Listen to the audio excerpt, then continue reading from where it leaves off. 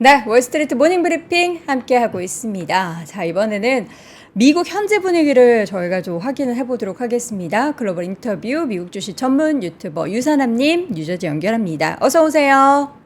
네, 안녕하십니까. 네, 이 소식 전해지자마자 언론사 다 난리 났을 것 같은데요. 네, 맞습니다. 이미 어느 정도 아셨겠지만 지금 미국에서 어마어마하게 난리난 뉴스가 있었고 박 팀장님께서 너무 잘 다뤄주셨지만 저도 간단하게 한번 현지 분위기 전달을 해버릴까 하는데요. 잠시만요. 제가 파워포인트를 잘못 열어가지고 네, 지금 다시 한번. 현재 미국 기준으로 지금 당장 나오고 있는 얘기 중 가장 중요한 얘기는 역시 바이든 대통령의 사퇴 이야기가 아마 지금 가장 커다란 이야기로 나오고 있는데요. 현재 바이든 대통령이 친필로 사인하고 친필로 쓴 현재 지금 당장 사퇴한다라는 이야기가 전달이 됐고 현재 그로 인해서 현재 미국이 떠들썩한 상황입니다. 실질적으로 미국에 있는 사람들도 어느 정도 사실 저번 주부터 이야기는 많이 나오고 있었고 베팅 사이트에서도 많이 얘기가 되고는 있었는데 이런 부분들 관련해서 사실 저번 주 금요일만 하더라도 바이든 대통령이 자기는 포기할 의지가 없었다라고 얘기를 했기 때문에 사실 사람들 사이에서는 반신반의한 분위기가 굉장히 많았는데 그런 부분들을 종식시키는 편지 한마디가 나왔고 그로 인해서 현재 많은 이야기가 지속적으로 오가면서 정치인들 사이에서도 지속적으로 뉴스가 나오고 있는데요. 이미 어느 정도 잘 정리를 해 주셨지만 간단하게 정리를 하자면 이제 바이든 대통령이 사퇴를 하면서 카말라 해리스 부통령에게 지금 문제는 내가 너를 대통령으로 추천하겠다, 엔돌스 하겠다라고 발언한 상황이고 이런 것 관련해서 지금 약 5명의 후보가 사실 지금 베팅 사이트에서 얘기가 되고 있는데 현재 카말라 해리스, 힐러리 클린턴, 게빈 뉴섬, 그레친 위트맨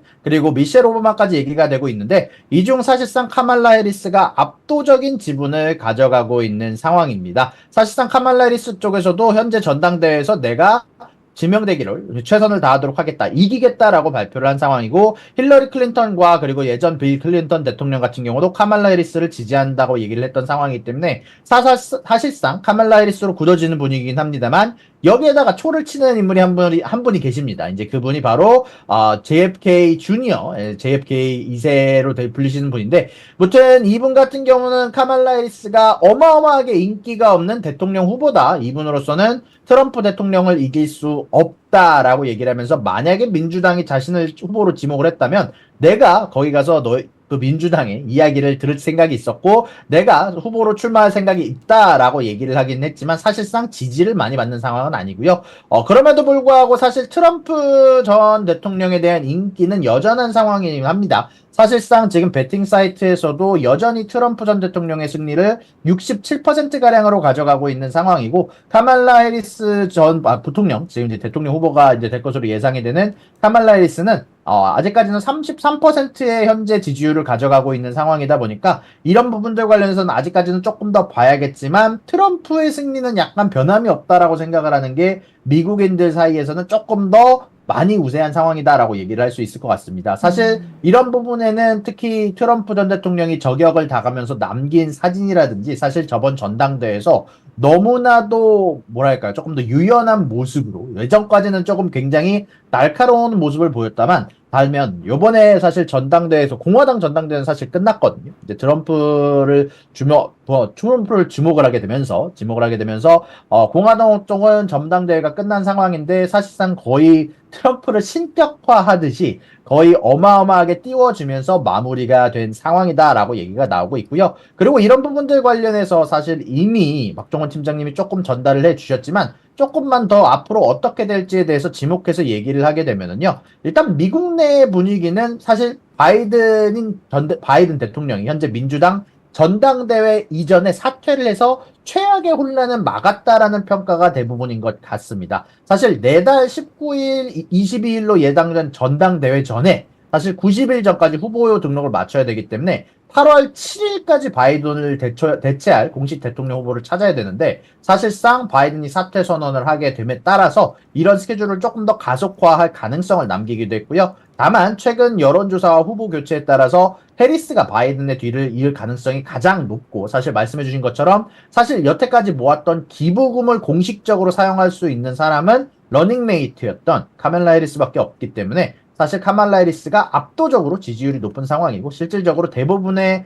추천을 받은 상황이기 때문에 아마 카말라 해리스로 굳어지지 않을까라고 대부분들 생각하고 있는 상황입니다. 네.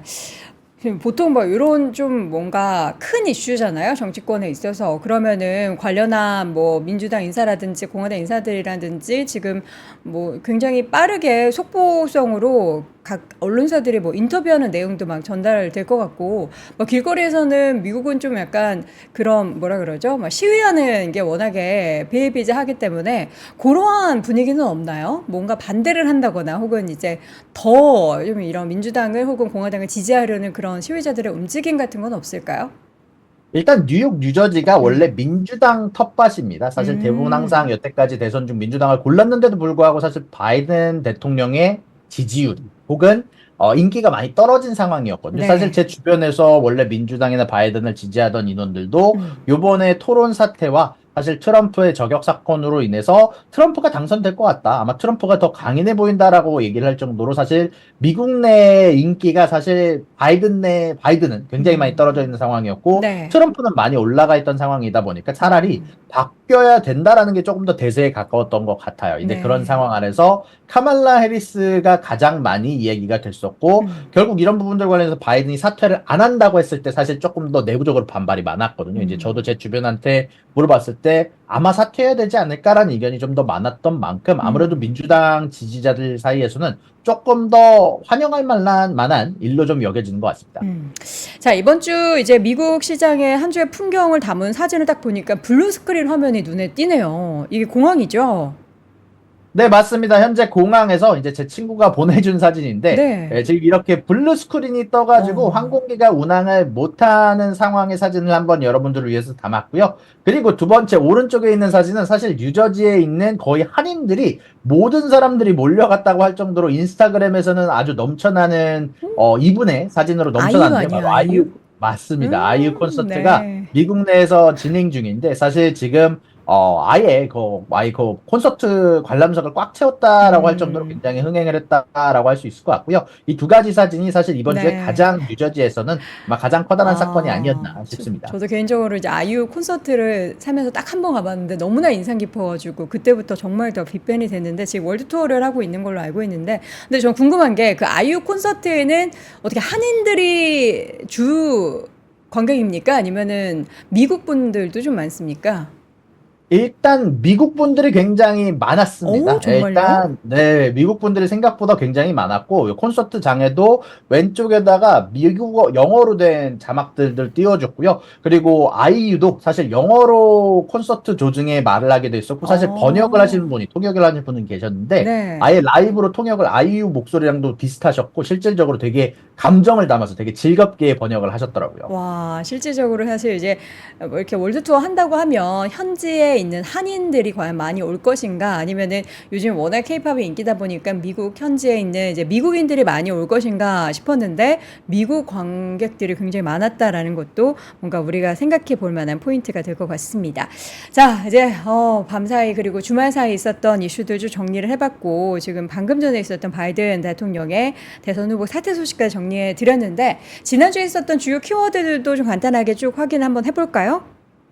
네, 저번 주 주요 키워드들 사실 생각보다 많았는데요. 네. 일단 트럼프의 포스트 저격 사태 이후 트럼프가 주식시장에 어마어마한 영향을 줬었죠. 일단 대만의 한마디에 대만에 이제 방위분담금을 내야 된다. 9월 이날을 하지 말아야 된다. 뭐 이런 얘기가 굉장히 많았는데 일단 지속적으로 시장에 악영향을 주고 있는 부분들이 많았고요. 특히 제이디 벤스로 러닝메이트로 결정하게 되면서 이 제이디 벤스라는 후보가 굉장히 재미난 이력을 갖고 있는 후보입니다. 실질적으로 흑수저 출신으로 사실 빅테크를 굉장히 싫어하고 노동자들을 대변하기도 하면서 동시에 합병을 굉장히 증오시하는 약간 그런 스탠스를 취하고 있는 후보가 러닝메이트로 됐다 보니까 아마 이런 부분들에 힘입어서 전체적으로 빅테크가 하락세에 조금 더 가속화되는 부분들이 좀 있었고요. 또한 TSMC나 ASML 또한 이런 대만 관련된 용어나 아니면 중국 관련돼서 지속적으로 안 좋게 얘기하는 부분에 힘입어서 조금 더 섹터 로테이션이 강하게 들어왔다라고 생각이 좀 들고요. 그러고 난 뒤에 유럽의 금리 동결이 있었죠. 그러면서 좀 재미난 부분은 9월 인하설에 조금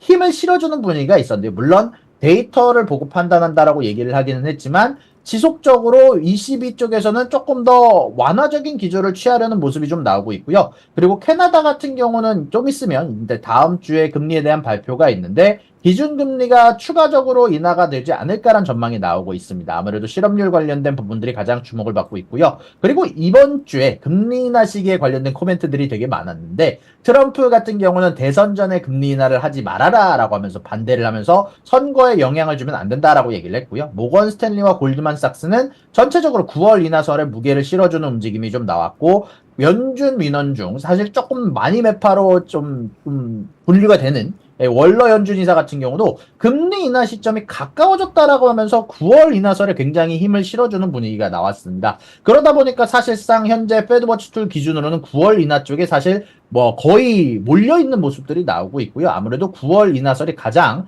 현재 힘을 받고 있는 모습들이 나오고 있는 모습입니다. 그리고 ASML과 TSMC, 넷플릭스까지 어닝 발표를 했는데요. 사실 세 회사의 분위기는 사뭇 달랐습니다. ASML 같은 경우는 매출과 EPS가 잘 나오긴 했지만 그 당일날 트럼프가 대만에 대해서 방위군단금 얘기가 나오고 중국에 대해서 반도체 관련된 얘기를 바이든 대통령이 조금 더 추가적으로 제재하겠다. ASML이 수출하는 장비에 대해서 수리하는 것 관련해서도 제재를 하겠다라는 얘기가 나오게 되게 되면서 전체적으로 가이던스가 소폭 미스를 하기도 했고요. 그러다 보니까 주가가 급락하는 모습이 나왔고 TSMC 같은 경우는 매출과 EPS 가이던스 전부 다 상회하게 되면서 전체적으로 주가가 분명히 대만 관련된 코멘트로 8%가량 떨어지긴 했지만 그 이후에 어닝이 나오고 난 이후에 2%가량 상승하는 모습이 나왔고요. 넷플릭스는 좀 재밌습니다. 일단 전체적으로 가이던스가 하회를 해가지고 그 당일날은 주가가 좀 떨어졌습니다. 이제 넷플릭스가 어닝 발표를 하고 마이너스 5%까지 갔었는데 그럼에도 불구하고 유료 회원의 순수 증가량이 예상치에 거의 한 1.8배 가까운 모습이 나왔거든요. 그러다 보니까 이런 소식들로 인해서 넷플릭스가 장외에서 떨어진 부분들을 전부 다 만회를 하고 주가가 상승 방향으로 전환하는 모습이 나왔고요. 그리고 아마존 프라임 데이 대박을 쳤다라는 얘기가 있습니다. 물론 그 당일날은 이제 크라우드 스트라이크 문제로 인해서 사실 전체적으로 주가가 오르지는 못했지만 아마존 프라임 데이가 예상치보다 좋은 성적이 나오게 되면서 주가 상승으로는 이어지지 못했지만 성공적이었다. 라는 평가가 지속적으로 나오고 있고 여기에서 가장 커다란 영향을 준 것이 챗봇 때문이다라고 얘기가 나왔던 만큼 이런 크라우드 스트라이크 혹은 클라우드 보안 관련된 문제가 해결이 됐을 때 아마 전체적으로 도움이 될 수 있는 뉴스로 개인적으로 생각이 좀 되고 있습니다. 네. 자, 이번 주 뭐 주요 이슈는 이제 몇 시간 전에 전해졌던 바이든 대통령 후보 사퇴 부분도 있지만 이번 주 다양한 경제 지표 발표도 있고요. 빅테크 기업들의 실적 발표도 본격적으로 예정이 되어 있습니다. 어떤 일정들이 있는지 한번 차근히 확인을 해볼까요? 네, 일단 이번 주 주요 키워드 4가지 선정을 했고요. 아무래도 바로 전에 나왔던 바이든 사퇴 이슈, PC 물가 지수, 그리고 클라우드 스트라이크 IT 셧다운 관련된 이슈, 그리고 서조했던 항공사 실적까지 한번 다뤄볼 텐데요. 자, 일단 이번 주 스케줄 같은 경우는요. 거시경제 스케줄 중에서 오늘 발표가 되는 중국 관련된 대출 우대 금리, 개인적으로 생각했을 때 중요한 지표가 될 것 같고요. 그리고 수요일 날에 제조업 구매 관리자 지수와 마켓 종합 구매 관리자 지수, 목요일 날은 실업 수당초 건수와 내구재 수주, GDP 발표까지 이어지게 되고요. 금요일 날은 개인 소비 지출 물가 지수로 대별되는 PC 물가 지수, 연준이 가장 많이 보게 되는 PC 물가 지수가 나오게 되게 됩니다. 네. 그 바이든 후보의 사퇴 그리고 이제 해리스 부통령에 대한 후보가 거론이 되고 이제 전격적으로 또 다시 대선 레이스에 참여하게 되면 미국 시장은 어떤 영향을 끼칠까요? 네, 일단 개인적으로 생각을 했을 때는 트럼프가 한 발언들로 인해서 전체적으로 섹터 로테이션이 강하게 들어갔던 부분들이 좀 있기 때문에 네. 그래도 이제 카말라 해리스 부통령이 대통령 후보로 나오게 되면서 이런 부분에 대한 좀 상쇄작용은 혹은 또 저가 매수 세력이 들어올 가능성이 높다라고 개인적으로 생각을 하고 있고 이런 부분들 관련해서 결국 민주당이 당선될 확률이 그래도 조금이나마 올라갔기 때문에 그린 에너지 쪽에서 좀 많이 빠지는 현상들이 좀 있었는데 이런 부분들을 좀 전체적으로 막아줄 수 있는, 아마 하락세를 좀 막아줄 수 있는 사태로 작용하지 않을까라고 생각이 좀 들고요. 그럼에도 불구하고 사실 저 같은 경우는 트럼프 전 대통령이 당선될 가능성이 아직까지는 현저히 높다라고 생각이 좀 들기 때문에 네. 아직까지는 좀 시장에서 커다란 반등 혹은 그린 에너지, 바이든 테마주나 혹은 민주당 테마주가 크게 반등하기는 좀 어렵다라고 생각이 들고 그리고 지속적으로 카말라 해리스 부통령이 지속적으로 주장하게 될 이야기들을 아마 들어볼 수 있는 기회가 아무래도 시장에서 조금 더 귀 기울여서 듣고 그리고 바이든 대통령이 사실 이번 주 말쯤에 아마 목요일 날이나 금요일쯤에 연설을 한다라고 하거든요. 네. 아마 그 이야기에서 전체적으로 아마 전 부통령 카말라 해리스 부통령에게 넘겨주는 이야기까지 지속적으로 전달을 하게 될 텐데 아마 그때까지 귀를 쫑긋 열고 한번 지켜보는 게 좋지 않을까라고 생각이 좀 듭니다. 과거 이제 힐러리와 트럼프 간의 그 대결 구도가 있었을 때 결국에는 그 선거인단이라고 하죠. 거기에서 이제 힐러리가 좀 지면서 트럼프 그때 당시 후보가 대통령이 된 건데 그래서 앞으로 이제 해리스 부통령은 굉장히 그 주요 경합주라고 하죠. 한 4개에서 많게는 7개까지 거론이 되는데 그 경합주를 열심히 남은 3개월 동안 좀 다니지 않을까라는 생각도 듭니다. 자, 이번 주에 PC 발표가 예정이 또 돼 있네요. 네, 맞습니다. 이번 주 같은 경우는 PC 물가지수가 발표가 됐는데요. 사실 이미 CPI가 굉장히 낮게 나온 상황이고 PC도 낮게 나올 것으로 예상이 되는 상황입니다. PC와 코어 PC 양쪽 다 0.01%, 마이너스 0.01%로 예정이 되어 있고요. 전에 말씀드렸다시피 사실 주거비가 거의 한 4년 만에 최저치로 떨어졌습니다. 0.2%로. 그러다 보니까 상대적으로 주거비가 내려갔기 때문에 PC 물가지수도 내려갈 수밖에 없다라고 생각이 들고 그 덕에 아마 이 클리브랜드에서 제공하는 자료 중 PC 물가지수에 대한 부분이 마이너스 0.01%로 예정이 되어 있는 것 같습니다. 아무래도 이번 PC 물가지수는 낮게 나오면서 아마 시장이 좋아하는 방향성으로 나오지 않을까라고 생각이 좀 들게 되네요. 네. 자, 이어서는 지난 주말에 있었던 크라우드 스트라이크의 사태가 이제 어떻게 봉합이 완전히 된 건가요? 아니면 아직까지 여전히 좀 있나요? 봉합이 전혀 안 됐습니다. 지금 아직까지 장애가 있는 웹사이트가 있고요. 많아요. 사실 저 같은 경우는 비행기를 좀 예약을 하려고 하는데 아직까지 웹사이트가 스피릿 에어라인 되게 저가 항공이죠. 이제 열리지가 않더라고요. 네. 그리고 이것뿐만이 아니라 사실 좀 일어났던 사태에 대해서 미국에서 있었던 일에 대해서 제 경험에 대해서 좀 얘기를 하자면 네.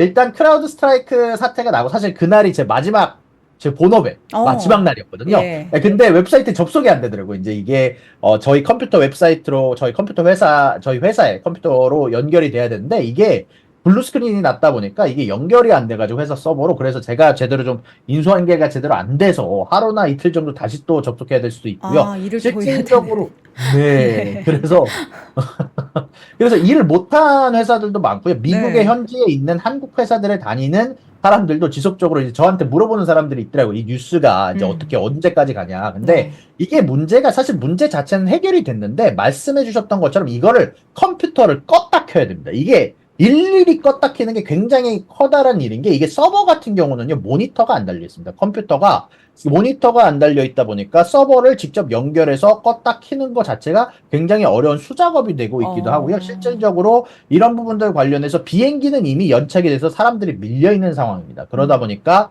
사실 제 친구 같은 경우는 원래 오늘 유저지로 왔었어야 되는데 오지 못해서 저 블루 스크린 화면을 보여준 거기도 하고요.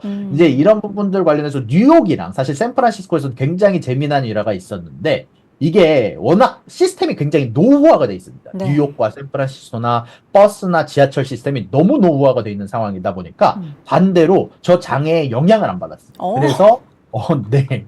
그래서 뉴욕과 뉴저지, 뭐 샌프란시스코에서는 버스나 지하철이 다니는 데는 전혀 지장이 없었고요. 다만 언제 도착하는지에 대한 정보는 표시가 안 되었다라고 하는데 뭐 그런 거야. 뭐 사실 그렇게 중요한 게 아니라 그쵸. 지하철만 운행이 되면 타고 가면 되니까 이런 부분들은 또 역설적으로 왜 노후화된 장비들, 왜 옛날 수단에 굳이 딱 회사 하나에 의존하지 않아도 되는 수단들이 필요한지 굳이 하나에 매달렸다가 나중에 이 하나가 박살이 났을 때 얼마나 커다란 영향을 줄 수 있는지 마소가 현재 사실상 전 세계 컴퓨터의 70% 850만 대에 영향을 줄 수 있는 사태가 났을 때 과연 어떤 영향이 있는지를 이번 사태를 통해서 증명이 됐기 때문에 아마 이런 부분들 관련해서 앞으로도 법 관련해서 여러 가지 이슈들 그리고 보험회사들과 그리고 여러 관련 법에 관련돼서 아마 소송 관련된 부분들이 지속적으로 이어지지 않을까라고 생각이 좀 드는데 문제는 이게 사실 보안 쪽 관련된 문제이기 때문에 이거는 보험회사가 은근히 이런 보안 관련된 혹은 테크놀로지나 관련된 네트워크 관련된 보험을 굉장히 많이 팔고 있거든요. 그러다 보니까 이런 부분들이 지속적으로 보험회사에 악영향을 줄 수 있다라는 이야기가 많이 나오고 있는 것 같습니다. 네. 이제 어떻게 보면은 미국 같은 경우는 뭐 인프라에 낙후된 부분 그리고 말씀해 주셨던 여러 가지 좀 오래된 그런 시스템을 사용하고 있는 것에 대한 불편함이 있긴 했는데 오히려 이런 문제가 생겼을 때는 오래된 시스템이 더 안정적이라니 이거 좀 약간 역행하는 그런 기분이 들긴 하는데 하루빨리 좀 봉합이 돼서 플러스 알파 더 많은 뭔가 작업들이 펼쳐지게 되면은 또 관련된 기업들에 있어서 일거리나 그런 매출이 또 증가하게 되니까 그런 부분도 체크해 보셨으면 좋겠습니다. 자, 실적 발표 시즌 계속해서 진행되고 있는데요. 항공주의 실적이 안 좋았죠? 네, 맞습니다. 사실 항공주에 대한 실적을 한번 제가 따로 분류를 해서 가지고 와봤는데요. 그만큼 모든 항공주의 실적이 좋지 않았고, 이번 주에도 항공주의 실적이 발표가 되게 되거든요. 근데 전체적으로 가이던스가 모두들 하회를 했습니다. 매출도 예상치를 하회를 했고, 가이던스도 좋지 않은 상황입니다. 그리고 이런 부분들에 대해서 제가 사실 좀 개인적으로 좀 조사를 해봤습니다. 아무래도 지금 이번에 가이던스가 안 좋고, 매출이 안 좋았던 사태에 대해서 여러모로 세 가지가 원인으로 지목이 되고 있는데요. 첫 번째는 보잉 사태 문제로 인해서 737 맥스로 인해서 전체적으로 갑자기 비행기가 날아다니다가 이제 문이 날아간 사태로 인해서 알래스카 에어라인을 포함한 몇몇 회사들이 좀 영향을 받았다라는 게 있고요. 그리고 두 번째는 지속적으로 승무원 노조들 사이에서 임금 인상 사태가 나오고 있기 때문에 이런 부분들로 인해서 마진율이 크게 하락하게 되면서 다음 분기 가이던스에 영향을 줄 수밖에 없다라는 게 사실 이번에 나왔던 유나이티드 에어라인과 알래스카 에어라인 CEO가 언급했던 부분이고요. 특히 알래스카 항공 같은 경우는 승무원 노조가 30년 만에 파업을 저번 한 4월쯤에 했었던 것 같은데 그 사태에 93%가 참여를 했습니다. 그러다 보니까 거의 한 30%에 가까운 임금 인상이 있었고 이로 인해서 커다랗게 가이던스에 악영향을 줬다라는 부분들이 좀 있었고요. 그리고 사실 세 번째가 가장 중요한데 최근 들어서 스피릿 에어라인이나 아니면은 뭐 젯블루를 포함한 프론티어 항공까지 저가 항공사들이 사실 여러모로 물량을 쏟아냈었습니다. 그리고 이런 부분들 관련해서 대형 항공사들도 여기에 대응하기 위해서 어마어마하게 저가 항공 물량세를 지속적으로 내놨거든요. 그러다 보니까 사실 이번에 이제 전체적으로 비행기 좌석 수가 예전보다 훨씬 더 많이 남았다고 합니다. 역대 최대급으로 가장 많이 남았다고 하면서 약 300밀리언 개의 좌석들이 좀 더 많이 남는 사태가 미국 국내선 사이에서 있었다라고 합니다. 이제 이런 부분들은 결국 이 저가 항공사들, 젯블루, 스피릿, 프론티어를 밀어내기 위해서 일부러 전통 항공사들이 했다라는 얘기가 많이 나오고 있고요. 그리고 이게 중요한데 사실 그로 인해서 프론티어 항공과 스피릿이 사실상 파산 상태에 거의 도달했다라고 얘기를 합니다. 그래서 유나이티드 에어라인과 알래스카 에어라인 그리고 여태까지 어닝을 발표했었던 델타까지 다 한 입을 모아서 얘기를 한 게 9월에는 어쨌건 항공 관련된 부분들이 정상으로 돌아온다라고 얘기를 했습니다. 사실 전체적으로 해외여행 관련된 수요 자체는 굉장히 좋았거든요. 근데 문제가 됐던 건 그것보다 더 많은 저가 항공권을 쏟아냈기 때문에 마진율과 매출이 하락한 건데 이런 부분들 관련해서 항공사들이 내부적으로 이런 부분들을 조정하겠다라고 발표를 했고 여기에 대해서 애널리스트들은 이렇게까지 빠른 속도로 너무나 많은 공급 서플러스 사태에 대해서 빠르게 대응한 것은 긍정적인 일이다라고 얘기를 하면서 나쁜 소식이 아니라고 얘기를 했거든요. 그러다 보니까 이 스피릿과 프론티어 저가 항공사들이 물러나게 되고 곧 항공 가격이 돌아온다라는 것 자체가 아무래도 이 항공사들에게는 9월달 이후부터는 아마 호재가 될 것으로 예상이 되고 있다라는 얘기가 많이 나오고 있고요. 실질적으로 유나이티드 항공 쪽에 향후 전망치를 갖고 왔는데 하반기부터 전체적인 좌석 수를 이제 완만하게 줄일 가격이고 8월 중순부터 가격 방역을 목표로 한다. 이제는 저가 항공사들을 밀어냈기 때문에 굳이 더 밀어낼 필요가 없다라고 생각을 하는 것 같고요. 델타 항공도 프리미엄 제품에 우리가 집중을 하겠다. 비즈니스 여행에 회복이 있을 것 같다라고 얘기를 하면서 8월과 9월부터 전체적으로 수익률이 올라갈 것. 알래스카 항공도 8월과 9월에 다 같이 한 입을 모아서 작년 대비 긍정적일 것으로 전망한다라고 얘기가 나오게 되게 되면서 전체적으로 항공사들 사이에서 9월, 특히 전통 항공사들 사이에서 9월에 수요가 그리고 가격이 회복될 것으로 예상하는 회사들이 굉장히 많이 나오고 있고 반대로 저가 항공사들은 지속적으로 파산 관련된 소식에 대해서 애널리스트 사이에서 혹은 뉴스들 사이에서 많이 나오고 있는데 이런 부분들을 어떻게 대응하게 될지 아마 이런 부분들이 좀 주목이 되고 있는 부분이 좀 있는 것 같습니다. 네. 지금 채팅창에 계속해서 항공료 계속 올랐다라고 하는데 이런 항공사 기업들의 실적이 좋지 않았다라는 게 참 아이러니한데 여러 가지 비용들에 대한 문제도 있는 것 같고요. 그러면 향후에 항공주에 대한 관점은 어떻게 좀 예상이 나오고 있을까요?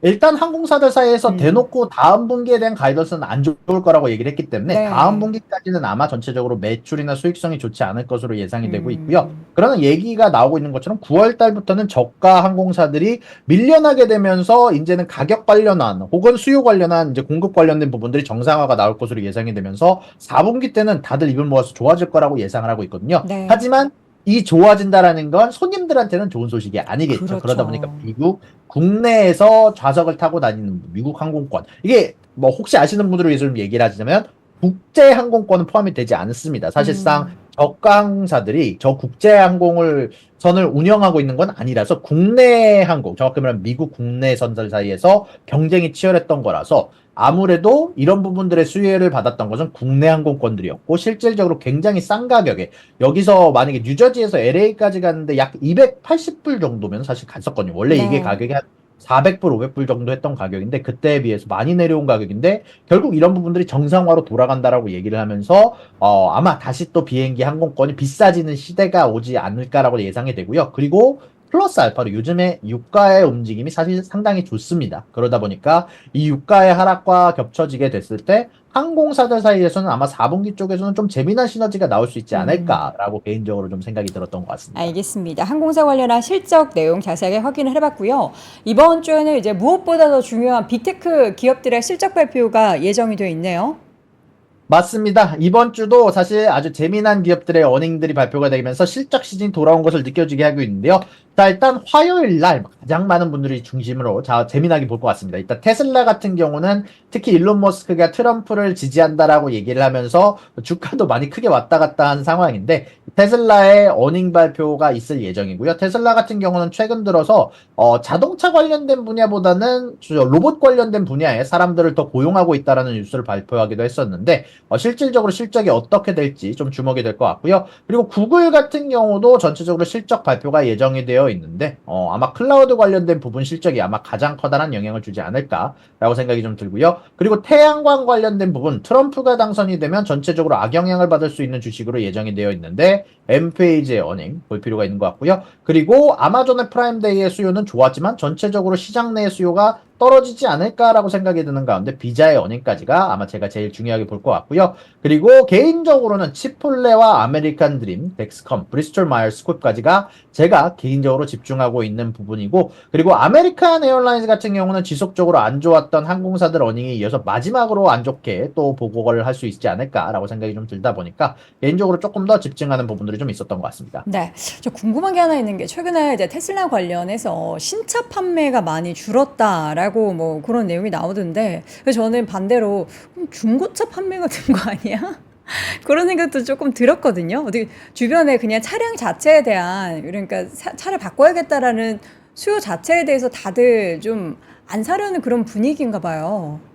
일단 전체적으로 사실 금리가 높다 보니까 음, 아무래도 자동차를 사는 거를 좀 자제하는 분위기가 이어지고 있기도 하고요. 그리고 자동차 가격이 계속 떨어지고 있다 보니까 굳이 지금 당장 살 필요는 없다라고 느끼는 것도 있고 지금 그리고 유가가 굉장히 싸지지 않았습니까? 기름값이 저도 어, 저번에 CPI 제가 정보를 전달해 드리면서 유가 그리고 사람들이 기름을 넣는 가격이 분명히 도매 가격 기준으로 올랐는데 소매 가격 기준으로 떨어졌다라고 말씀드렸잖아요. 그래서 이 소매 가격 기준으로 떨어지면 결국 저희들이 기름을 넣는 가격은 지속적으로 떨어졌다라는 거거든요. 음, 그러다 보니까 이런 부분들 때문에 아마 굳이 전기차를 지금 당장 사지는 않는 분위기로 가는 것 같고요. 거기에다가 플러스 알파로 최근 들어서 전기차 쪽 관련된 수요가 아무래도 좀 특히 포드 쪽에서 아마 발표를 했던 것 같은데 전기차의 생산 자체를 좀 늦춘다라는 뉴스도 있고 트럼프 쪽 관련된 뉴스들이 아마 지속적으로 전기차 생산량에 대한 제한수를 이제 없앤다라고 얘기를 하게 발표도 하게 됐고 전기차 관련된 보조금을 없앤다라는 발언을 사실 4월 달에 했었거든요.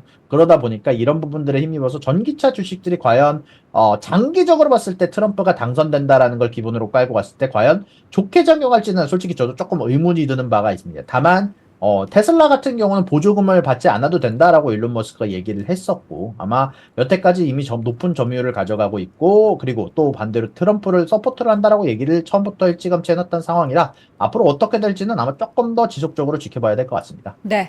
자, 마지막으로 하나만 더 여쭙겠습니다. 아마존 프라임데이가 지난주에 이제 양일간에 걸쳐서 진행이 됐고 굉장히 또 많이 팔렸다라고 하고 실제 K자가 붙은 그러니까 한국 관련한 제품들이 되게 많이 팔렸다라고 하는데 실제로 유사한데 지금 뉴저지나 뉴욕에 그런 큰 마트나 이런 곳에 가면 뭔가 K가 붙은 그런 제품들에 대한 수요, 그러니까 사가는 사람들이 많아요. 많으니까 당연히 데이터로 잡히겠지만 주변에서도 야 이거 되게 한국 음식인데 맛있더라 혹은 뭐 너 먹어봤니? 뭐 이러면서 미국 친구들이 좀 물어보나요? 일단 뭐 저 같은 경우는 화장품에 관련된 얘기는 한국 화장품이 좋다라는 얘기는 지속적으로 이미 나오고 있는 상황이었고 사실 음, 미국 내 유튜브를 보시면은 재미난 이제 영상들이 많은데 이게 한국 쪽 화장품을 쓰면서 이게 자기 피부에 좀 뭐랄까 색깔이 좀 이제 사실 이제 한국 쪽 제품들은 어떻게 보면 좀 하얀색 제품들이 많은데 이제 아프리칸계인 뭐 흑인분들이 아프리칸 아메리칸들이 얘기를 하면서 이 화장 실러를 바르면서 왜 자신들의 피부색에 맞는 건 만들어주지 않느냐 뭐 이런 얘기도 나오는 유튜브 리뷰도 있을 정도로 K 제품에 대한 관심도는 상당히 높은 것 같고요. 다만 그럼에도 불구하고 좀 재미난 거는 사실 많은 분들이 저한테 여쭤보셨던 게 사실 한국에 계신 분들이 뭐 여쭤보셨던 게 불닭볶음면 진짜 그렇게 인기 많냐라는 얘기를 많이 여쭤보셨거든요. 네. 네. 저 같은 경우는 딱히 미국인들 사이에서 불닭볶음면이 인기 있다라는 게 느껴지지는 않았고, 좀 재미난 거는 이게 여기에 대해서 카피 제품들이 이제 또 미국에 있는 한국 기업들이 많이 만들었습니다. 이제 그렇다 보니까, 얼마만큼 뭐 불닭볶음면이 잘 팔리는지는 솔직히 잘 모르겠어요. 요거는 뭐 저도 뭐, 개인적으로 좀 한번 여러분들에게 다뤄보고 싶었던 부분을 한번 얘기를 해드릴게요. 실제 미국 같은 경우 지금 월마트에 삼양식품의 제품이 한 90% 들어갔고 올해 7월 안에 뭐 100% 다 들어갈 거다라는 얘기도 있고 그 말씀해 주셨던 그 이제 백인과 흑인의 피부 차이가 있긴 한데 흑인 피부에 맞는 그 뭐라 그러죠 쿠션 제품이라고 하나요? 그 제품을 국내 기업에서도 출시를 해서 어떤 그 SNS상에서 굉장히 또 핫한 영상이 있다. 그 판매량 굉장히 늘어날 거다. 뭐 이런 이슈도 있는데 아직까지 현지에서는 그게 많이 퍼진 것 같지는 않다라는 생각도 듭니다. 자, 이렇게 해서 오늘 미국 이야기를 또 현지에 계시는 우리 미국 주신 전문 유튜버 유사남님과 함께 쏙쏙들이 나눠봤습니다. 오늘 말씀 고맙습니다. 수고하셨습니다. 박근영, 이선영, 사경인, 염승환 투자 마스터들의 세심한 케어로 건강한 투자 습관을 만드세요. 3프로 멤버십 3프로 앱에서 확인하세요.